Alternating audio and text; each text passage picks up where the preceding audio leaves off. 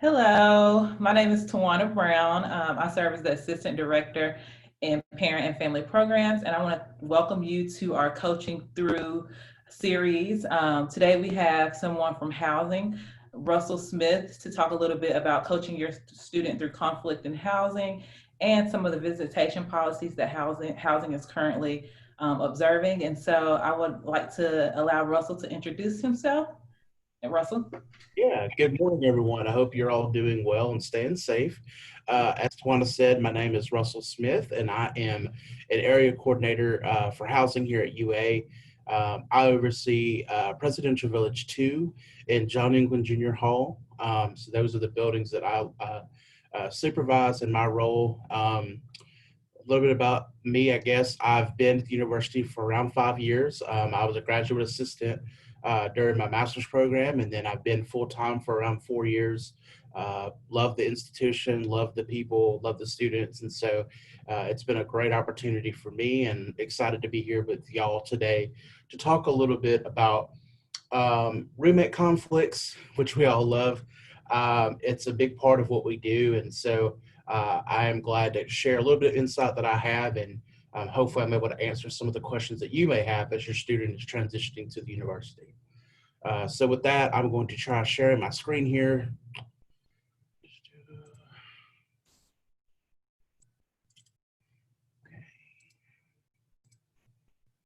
And Tawana, I'll let you check me. Can you see that okay, the screen that I'm sharing? I'm not hearing you. So yes, it's not really big. It's still kind of small. So I don't know if you can. Let's see. How's that? Is that better? Yes, that's better. There you Yeah, go. I had to swap the slideshow and the presenter view. Okay, great. So again, today we're going to talk about coaching your student through roommate conflict, and also talking a little bit about some of the visitation challenges that we are having and some of our policies this year with the pandemic. So first, I think one of the most important things to say at the beginning is that roommate conflicts are normal and a part of the process for our students as they are, one, transitioning to the university and transitioning to college, but also for a lot of them, they are living with someone that they don't know very well for the first time. And so there are bound to be issues that come up, and it's not unusual for this to happen. So I think normalizing it also is a helpful technique that you all can utilize with your students. Some common sources of roommate conflicts that we come across a lot in housing are things related to cleanliness, the temperature in the room. Sometimes that is particularly challenging for students that are like in a 4-person suite. One person wants it on 65 and one person wants it on 73, and sometimes that causes conflict. Visitation and guest is often a source of roommate conflict. I will say that some of the university limitations on visitation this semester have somewhat kind of helped discourage people from having visitors, because they haven't been able to have visitors for the most part, but that does cause problems sometimes. Next, I would talk about noise, study habits, and sleeping patterns. So some students are early to rise, quick to go to bed, and so they want everything quiet, and other students, are more social and more, they come alive at night. And so sometimes we have to navigate that. And then overall, I think just, again, the stress of the transition from high school to college for a lot of students is overwhelming. And so that can sometimes bring out the worst, but sometimes not. So just want to make sure that we articulate that, hey, these conflicts are somewhat normal. Obviously, we have circumstances sometimes that are more severe, and we have to address differently. But our staff in housing, so area coordinators like myself who are full-time staff, our graduate community directors or CDs, they are part-time staff. They work 20 hours a week and directly oversee the RAs. And then, of course, our undergraduate RAs are all available to help. A little bit later, we'll also talk about the difference between dealing with housing staff during the business day and then what our on-call structure at night looks like. So your student will know how to contact someone if they need help. So next, we're going to talk a little bit about ownership of the conflict. One thing that I would really stress to both parents, family members, and students is that it is important at this stage in the student's journey in education, now that they are in college, for them to take some autonomy of their decisions and their conflicts and their issues.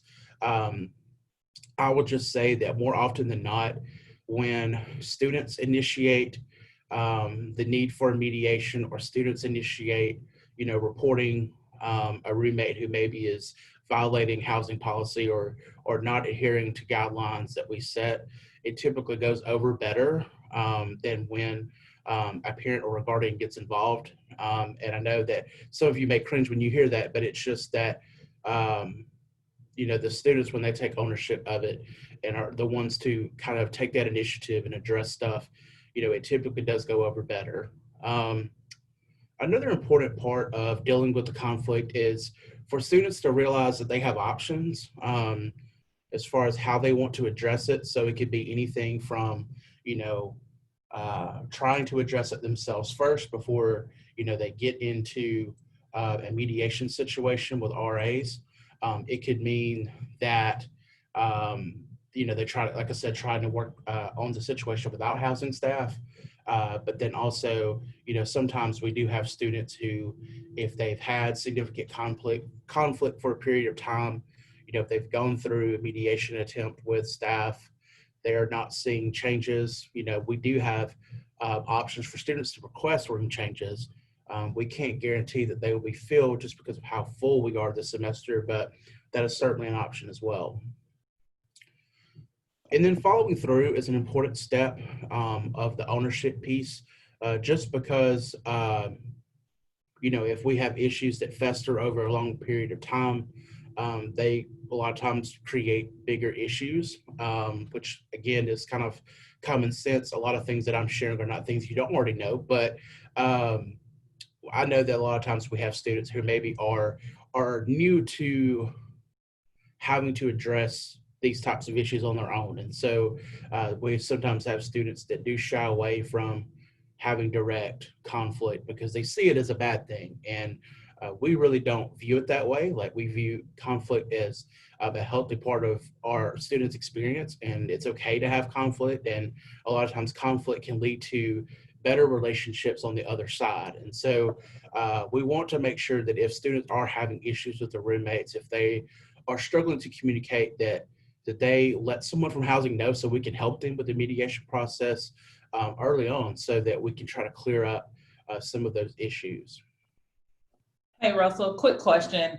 Yeah. So right now with COVID, how is that roommate conflict or mediation looking? So I'm sure it's different than it has been in the past. I know students normally meet with their RA, and then if it needs to go up, they may send it up the ladder a little bit. So can you talk a little bit about how students are dealing with roommate mediation and how they're reporting issues about their roommates with COVID? Yes, absolutely. That's a great question, Tawana. So our mediation process does look a little bit different right now because I've surveyed my colleagues, the other area coordinators, and all of us right now are encouraging our RAs to do virtual mediations right now, just given the current dynamics with the pandemic. And so they're still happening. A lot of times they're happening via Zoom or Microsoft Teams or Skype. So the RA meeting with the students virtually. The conversation still kind of flows the same way, and we'll talk more about like what that conversation looks like and like the flow of a mediation and what are the integral parts. But really the only difference right now as far as the actual mediation steps is just that it's not done in person, which it does take away some of the organic nature of it, the conversation, I guess. But yeah, we are having to adapt to the times given the pandemic and trying to make sure that everyone is safe physically.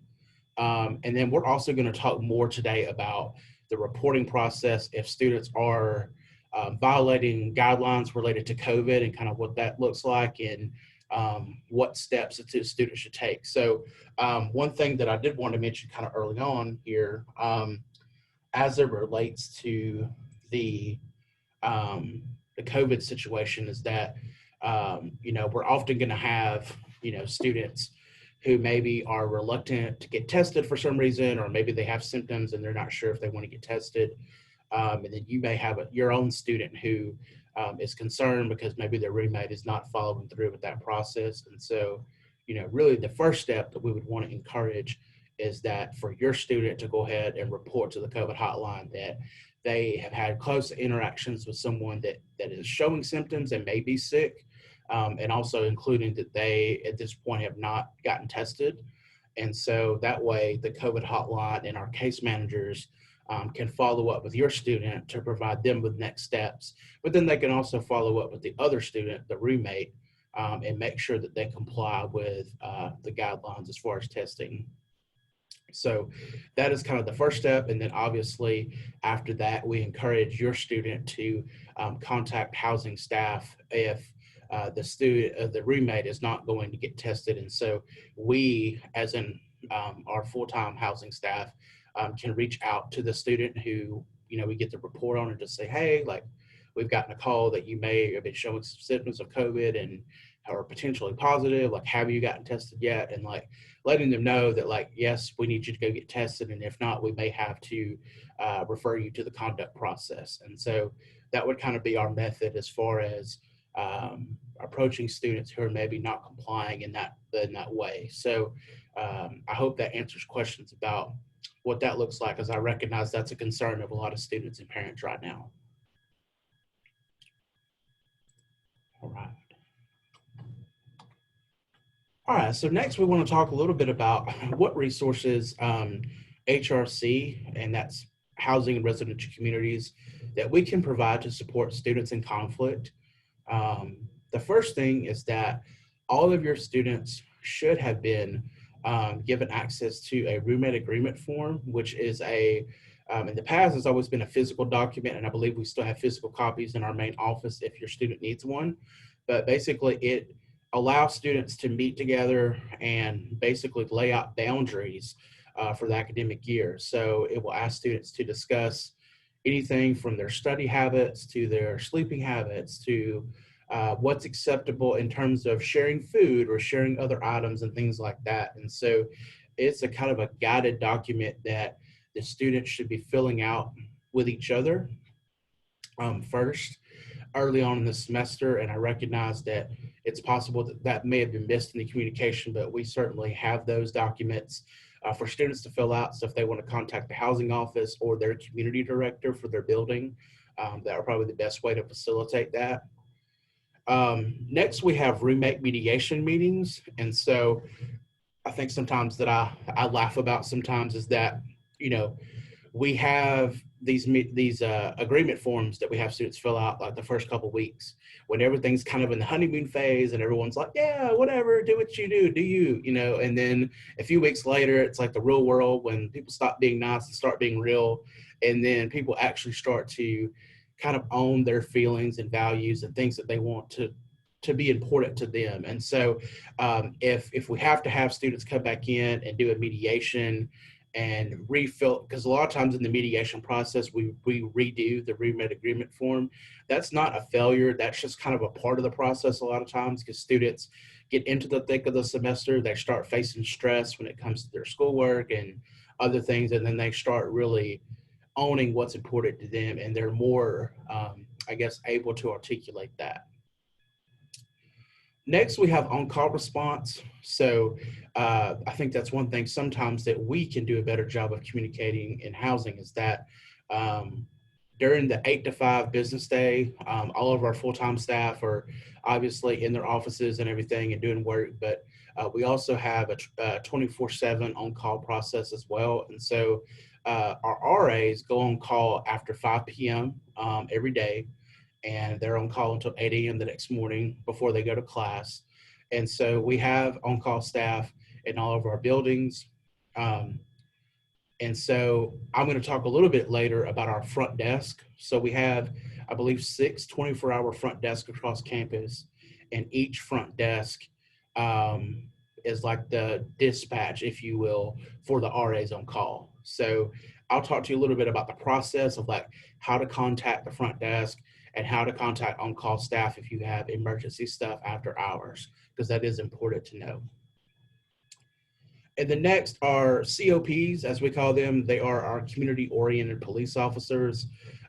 We don't have them in every building, but we have them in a lot of our buildings, and they are geographically kind of located so that they are close to a number of buildings. If there is some type of situation after hours where there's a police presence needed, but these are again university police officers, and so they are licensed like regular police officers, but they also want students to succeed. They are really friendly, and they recognize that students are here to learn and they're going to make mistakes, and so they're here to deal with those, but they're really great, and we work with them a lot in housing, so I'm really proud to say that we partner with them.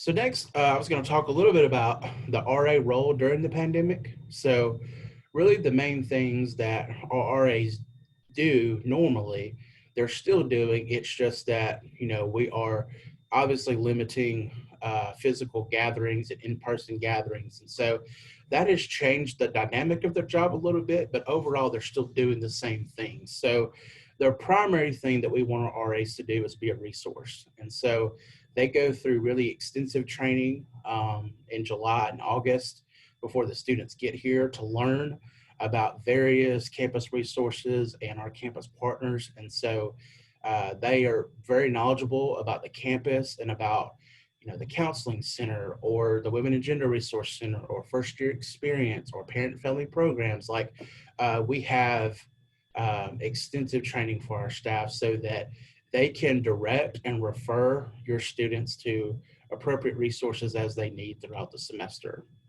So that's really important. A lot of times they are mediators. So again, they have a lot of mediation meetings throughout the year where they're basically just a facilitator of a conversation between different roommates and parties. And so they're trying to make sure that every student in a given situation, in a given meeting, has a chance to have their voice heard, and that everyone's respectful of each other, and that, just encouraging growth. So that's a big part of their role.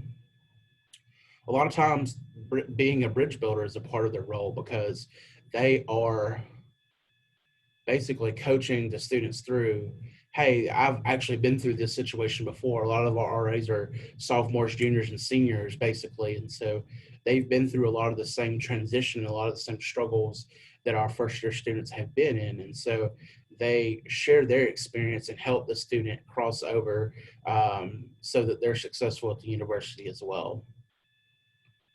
And then lastly, our RAs are very active in crisis response on campus. And so a lot of what the RAs do during their on-call shifts is work as sort of a crisis response for first defense, basically.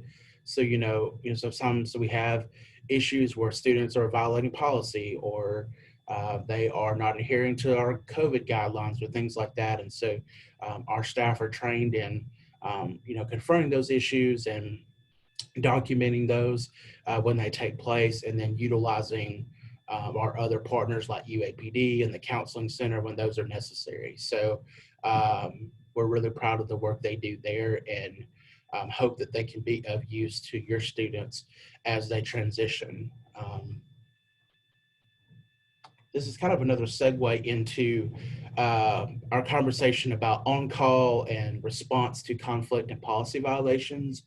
And so I would say that probably most of our conversations that we get from either parents or students reporting about a roommate conflict is more general stuff that we talked about before, where it's like cleanliness and things like that. But sometimes we do get parents, family members, or students who report where a student is breaking policy, whether they're having crazy parties in their room and having alcohol and things like that, or they are having their significant other stay there for more than the allotted time and things of that nature. And so it is important that we make a distinction there. So like if there are policy violations, we do want to know that so that we can follow up and document it and potentially, given the situation, have the student be referred to the conduct process. So some important things for your student to be aware of, and I'm sure some of this was covered, in Bama Bound and things like that, but the UA Code of Student Conduct is probably the most important document. So it just lays out all of the university policies related to student conduct. And then on the housing website, we have the UA community living standards. And so these are conduct policies that are specific to students who live in housing. So it can have to do anything from noise to visitation to alcohol to, damage to property, like all that kinds of stuff. And so it kind of lays out expectations. And so your students should have seen those already, but if not, I would advise you to take a look. And then it's obviously important, and I'm sure your students been bombarded with emails about COVID-related response and our COVID hotline. And so, again, that is another resource to be aware of.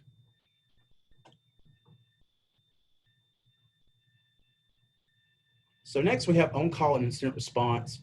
So I kind of alluded to this earlier as far as what the process is to notify our on-call staff that you need something from them. So, whether it be an incident where maybe your student has a roommate who is throwing a party and there's alcohol and they feel a little uncomfortable confronting the roommate about it and they want to let someone from housing know.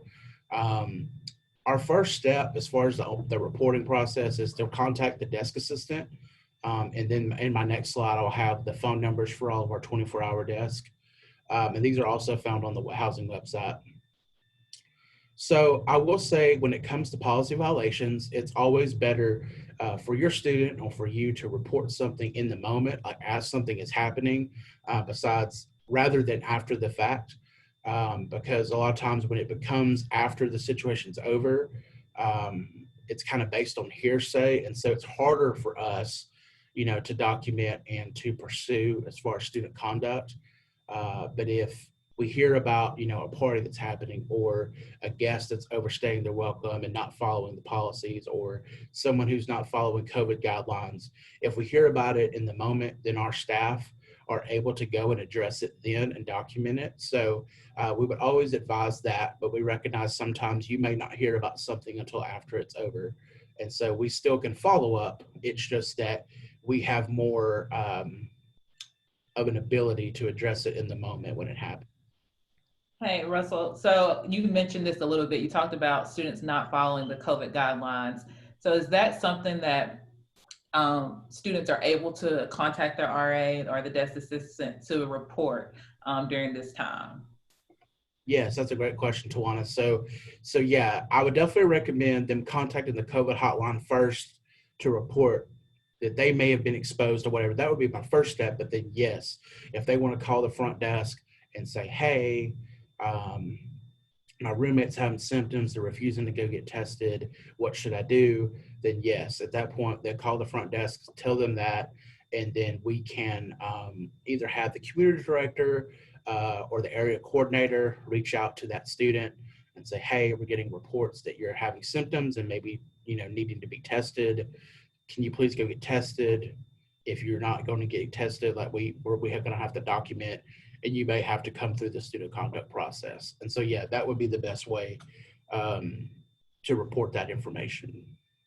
So also, if they're having more people over, so I know there's one visitor, if the roommate decides they want to have more people over, is that also something that they could report as breaking the COVID guidelines or the university guidelines at this time? That is absolutely correct. So yeah, the Division of Student Life just edited our moratorium before today. They were not allowed to have any guests for the last couple of weeks, but now they're able to have one guest each at this point. And so yes, if a student or a roommate is abusing that and having more people than they're supposed to have, then yes, it would be a good idea for your student to go ahead and report that either to the front desk so that we can get our on-call staff involved, or if they just want to contact their community director, they can do that as well. And all of our community director and area coordinator contact information is on the housing website too. And then obviously the student conduct process. So if we get a report that someone's not following our policies, then they will be contacted by someone from housing or the Office of Student Conduct, depending on the severity. The Office of Student Conduct generally hears the more severe cases. Housing normally hears things that are a little bit smaller on scale. But yes, we will go ahead and facilitate, a meeting with that student to kind of talk to them about the situation and hear their side of the situation, and then also make a decision on whether they're responsible for the policy violations or not. And then if they are found responsible, then there's a sanctioning process on the back end of that. And then lastly, as far as the on-call stuff, is that, we have access to a lot of resources for students who are in crisis. So we always have someone from the counseling center who's on call. We have UAPD, and we have an advocate from the Women and Gender Resource Center who's on call pretty much at all times. And then we also have a dean on call. It's usually someone from the Office of Student Care and Wellbeing. And so we have lots of resources and can utilize those as needed. So I just like to make sure that people know that we do have a response team after hours. And another note about that is that sometimes, or a lot of times rather, the RA who's on call may be different than the RA your student, is on their floor or familiar with. And so we always like to tell people not to be alarmed if the RA is different than the one because they basically have a rotating system for on call. And so each of them are on call for a few days a month. And so it may not be the person that your student knows and has had encounters with so far. Here are our 24-hour desk numbers. So like I said before, these 6 desks are located on campus and are kind of like a dispatch. We do not give out our on-call numbers directly to kind of avoid like crank calls and stuff like that. But each of the desks have a desk assistant who sits at the desk. If they get a call, about a noise complaint or about a party or something like that, then they will call the RAs on call, and the RAs on call will go to address it. So these guys or guys and gals are really more of the front line, and then the RAs are kind of the second layer.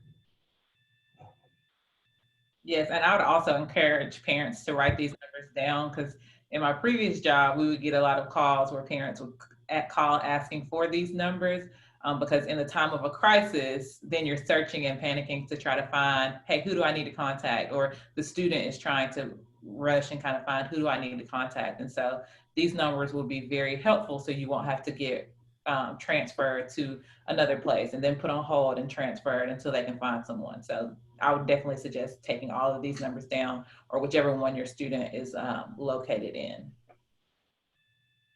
And if for some reason you all missed this or don't have a chance to write it down, there's also information on the housing website too. All right, so now we're going to talk a little bit about what mediation meetings actually look like, so that your student and you kind of have an idea of what to expect. So again, what they are is a meeting between a housing staff member and the various occupants of a given room. And we do it to try to resolve conflict in a way that's satisfactory for all the parties involved. It often involves, trade-offs in terms of, compromises and things like that, because everyone's bringing in their different expectations into the space.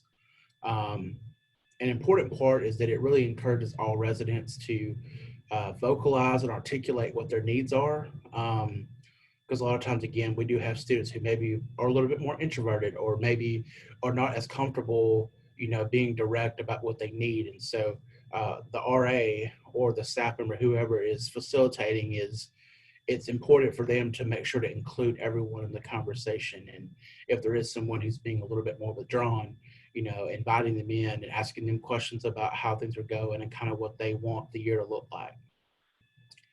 This also often involves a discussion of previous set expectations. So again, a lot of times when we're having a mediation around this time of the semester and beyond, we're first looking at that initial roommate agreement that was filled out and kind of looking at, okay, what's worked, what hasn't, and then talking about maybe what issues are going on between the roommates, and then reevaluating that initial roommate agreement going forward. And so sometimes this involves completing a brand new roommate agreement, and then sometimes it involves maybe just editing what is already there.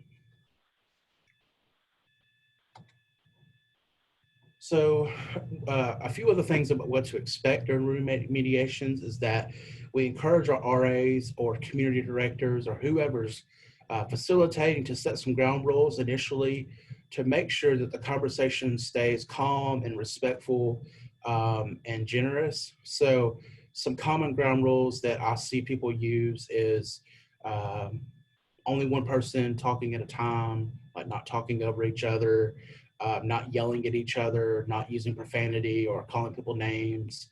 A lot of times I prefer I statements. So I feel this way when this happens, or when this happens, it makes me feel this instead of you did this, blah, blah, blah, blah, blah. And so we try to encourage people not to attack each other and just, kind of state from their perspective and only speak from their experience. Um, let's see, other ground rules. Those are usually the ones that we stick to, but each facilitator kind of has their own style. But those are some basic elements of ground rules. So Russell, I want to interject 1 second. So I know I've worked with parents and students, and sometimes and you mentioned this a little bit earlier, sometimes parents getting involved in this kind of mediation or resolving conflict can sometimes be detrimental to the process.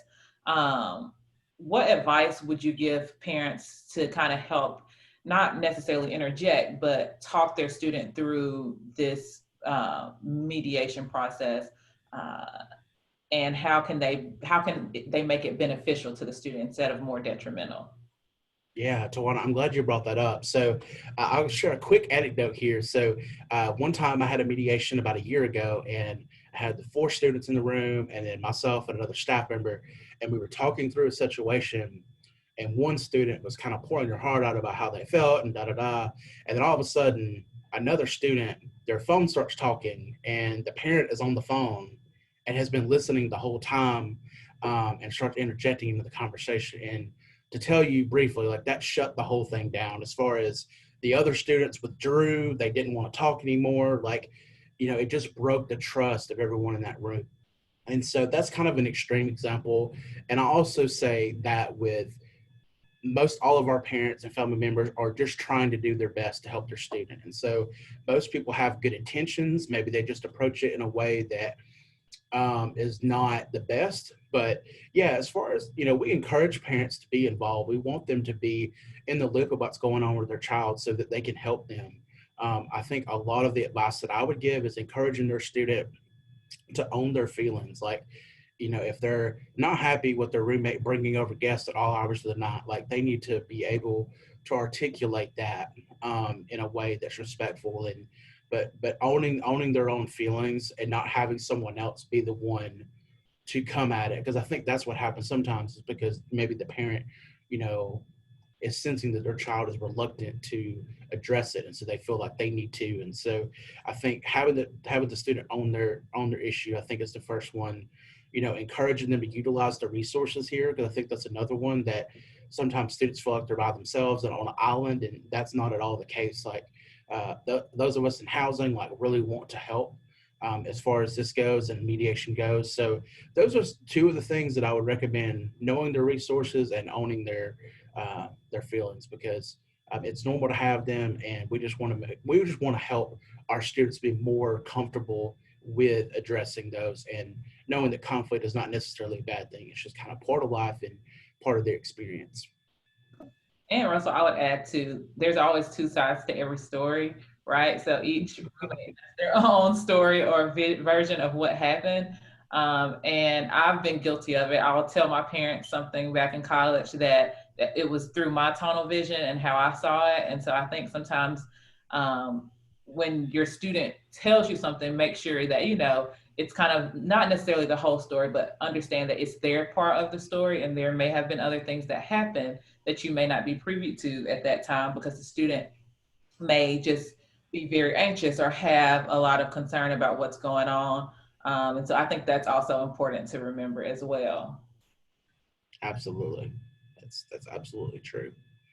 Um, and then these last 2 points, I think I've already mentioned, but in the mediation, you would discuss current issues. And so, again, it would be really important the RA or whoever the facilitator is to make sure that each student has the time to share their thoughts and concerns in a way that's productive and healthy. And then after each person kind of has a chance to talk through where they're at and then maybe hash out some issues between themselves, then we complete a new roommate agreement. And then typically after the mediation itself, we have staff follow up and check back in the next couple of days. So they may check in, a week from then, say, hey, how are things going, whatever. And I think most of the time our mediations, end up helping, with a lot of the problems. I think, most of the time we have roommate changes or room changes. That's when, folks haven't really given each other the chance, and so a lot of times when students come in with that mindset of, I really do want to try to fix the problem, a lot of times we are successful. So it's something that I'm proud of. So we talked about this a little bit, so I can kind of touch on it briefly. But again, most of our mediations right now are virtual due to the pandemic. And so our staff utilize those different virtual templates or programs, I should say, to do mediations. That's really important. Also, I'll add that a lot of our RAs have Floor GroupMe accounts. GroupMe is like a chat app that a lot of our students use in different clubs and organizations. And then a lot of our RAs will create one for their floor in their residence hall. So that's another great way to get information from the RA. And again, I recognize that us not being able to meet in person a lot has created some challenges, but I think the RAs are still doing a good job of being engaged and being there for students. So I think that's the content that I have. Are there questions that we want to talk about now? Sorry, I was muted, but I think you did a great job covering everything, and I think I've inserted a few of my questions. Do you think there are any highlights questions that you have maybe been seeing from family members or parents that you've been getting that you may want to touch on as well? I know there were some policy changes that or some different implementations that we kind of discussed earlier about the new visitation rules where they can have one student. Is that one student per roommate or resident, and what that looks like? Yeah, no, that's great. The one question that we've gotten a lot that I wanted to touch base on a little bit is the sanitation process for rooms where a student tests positive for COVID. I think that's important to talk about because I know a lot of students have had questions. So basically what happens is that if a student tests positive for the COVID virus, they will receive a case manager from the COVID hotline. So if a student tests positive on campus, they should be assigned a case manager like as soon as it happens, basically, because we have case managers at Coleman Coliseum where students are going to get tested. But if they test off campus, then they will need to report to the COVID hotline. But once the student receives a case manager, they are given an isolation housing assignment. And so right now, we have students living in isolation housing in Rosslawn and the Highlands, which are apartment style buildings. And those buildings were chosen because they have exterior entrances. So students are not having to go through a lobby or somewhere else and having to interact with more people. And then we also have students staying in Burke West. So that's one of our traditional residence halls, but all students that are staying there right now are in isolation. And then once the positive student relocates to their isolation room, then someone from UA Housing contacts EHS, which is Environmental Health and Safety. They are the department that are responsible for getting the room sanitized. So they will have a staff member go and spray the room. I'm not exactly sure what they spray, but it's some type of fancy thing that kind of like helps sanitize everything. But one thing that will happen before the room is sanitized is that the person who's the case manager or the person from housing will most likely be contacting the other roommates to say, okay, when can you be gone for 2 to 3 hours so that we can get the sanitation done? Because we do have to have the other students gone during that process. And then the process usually takes 2 to 3 hours, and then the other students are allowed to come back. So a question that we've gotten is about if a student's roommate is refusing to get tested or they're around a lot of people and it causes and creates some conflict, right? If the student would like to move out or try to move out, what does that process look like? I know you touched on it a little bit earlier, saying that housing is kind of full right now because the capacity of the rooms have been used for some of the COVID isolation. But what would that look like if a student wanted to move out of their residence hall? Yeah, so they're more than welcome to contact their community director. So if they want to send their community director an email and let them know, hey, like here's what's going on. Can you help me find a room change? They can do that. They can also contact the UA housing office. So our central office that's located over here in the Robert E. Witt Center. They can either call our number or they can send an email to UA housing, and we'll have somebody follow up with them. Generally what happens is if we get a request for a room change, then whether it's someone like me who's an in-hall staff member, we will reach out to one of our assignments coordinators in the central office and say, hey, got the student that's requesting for a room change. What availability do we have? And so a lot of times then the assignment coordinator will follow up with the student and say, hey, here's an option. What do you think?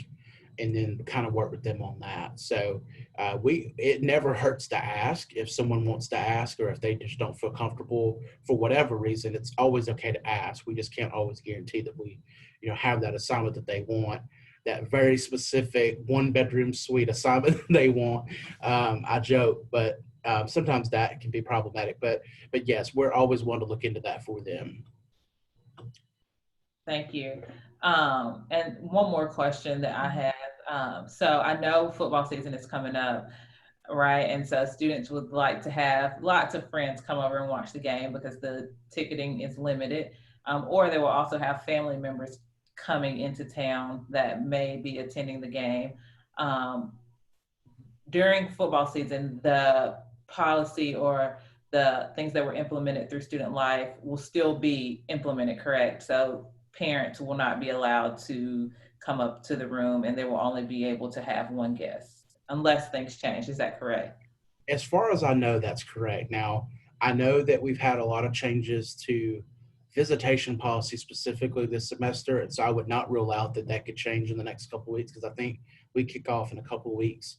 So I would not be surprised if we heard updates. So I would just have the parents and students again continue to check those emails, and the ones from Dr. Bell and the ones from Dr. Pope specifically, to just stay abreast to the latest updates. But as of right now, yeah, so that kind of leads back into what we were talking about earlier with visitation. Our general policy that we have pre-COVID is that before, it's like the wild outlaw days, before, is that you were allowed to have 3 times the allotted occupancy for the room. So for a suite style room, you could have up to 12 people. For traditional, you could have 4. And then when we started the semester, because of COVID, we limited that and said, okay, well, if you're in a 4-person suite, you can have 2 additional guests. And then in traditional, you can have 1. And then we went into the moratorium on in-person and campus events. And so at that time, and I think that was like a 2.5, 3-week period, we said, you cannot have any guests that are not from your room. Please do not have people over. We're trying to limit the spread of the virus. And so that was just changed starting today. And so now they can each have 1 person each. And so obviously it is important for them to follow that policy. And if students are abusing it, then, and our staff are made aware, then we do ask them to document it, and then the students would go through the student conduct process.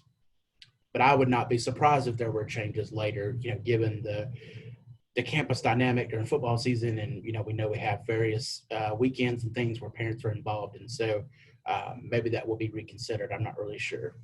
And then this is where I'll put in a plug for parent and family programs. So if you're not getting our newsletter, if those things do change, we will definitely send out a email to our parents and family members. So I would definitely suggest signing up for our Pen Pals um, notification on our website, so you will be up to date on the latest changes that occur. Um, so yeah, Russell, is there anything else that you would like to add, or anything else that you can think of? Uh, Let's see. I think at this time that's probably most of what I have, and I would just say again, continue to have your students check their emails thoroughly. I know that right now they've been sent a lot as far as updates regarding to COVID. I know that can be taxing, but we do want to make sure that they know what's going on. And the Sentinel testing is going on right now, and I know some communities are doing for-cause testing, so they're getting tested. Different floors are getting tested, and I think it's just to kind of monitor like where we're at, kind of like spot checking, to kind of see what areas maybe hot spots or not. So I would just have them continue to be aware and look those emails, and obviously if they have questions, they can contact their community director or their area coordinator, or they can contact the central housing office as well. So thank you so much, Russell, for participating with us and helping us inform our parents and family members on resolving conflicts or helping their students resolve conflict. I just want to remind everyone to continue to tune in to our webinar Wednesdays.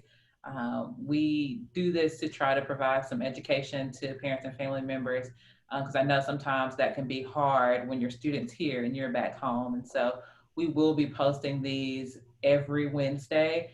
And then for October, we will be doing another series as well. And so I would like to just say again, thanks to Russell and thanks to all the housing staff for the hard work and dedication that they're putting in during this time of COVID. It's not an easy process, as many of you know. So if you can, send your students housing CD an email just to say thank you, or encourage your student to tell their staff thank you, because it is a hard time for them as well. And so we would just like to say thank you for tuning in, and roll tide, and we look forward to seeing you on campus at some point in the coming semesters, or even during our virtual sessions that we may have.